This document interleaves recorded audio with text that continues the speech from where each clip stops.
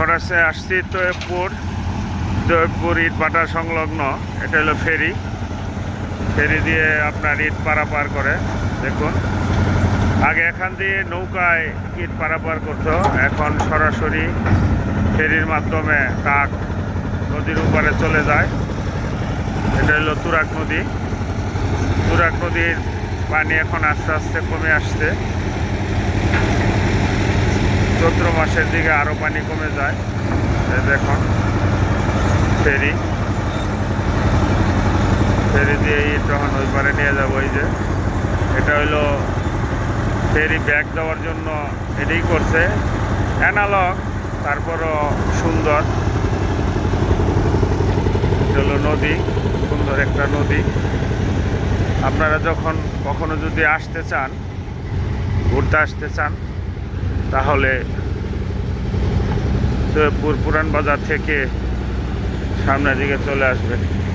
দেখেন অনেক সুন্দর মনোরম পরিবেশ। আশা করি আপনাদের সবার ভালো লাগবে। Thank you. এই সাইডটা, এটা হইলো আপনার, এই সাইডটা দেখাচ্ছি। এটা হলো ইট পুরানোর সরঞ্জাম, যাকে বলে কয়লা দিয়ে ইট পুরানো হয়। এই যে কয়লাটা,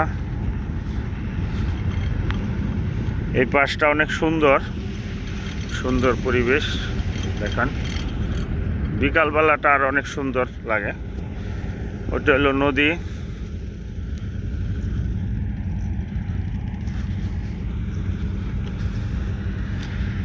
টাটকা শাকসবজি পাওয়া যায়, আর মাছ, তুরাগ নদীর মাছ অনেক সুস্বাদু।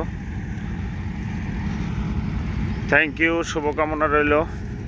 আশা করি পরবর্তী ভিডিও পাবেন।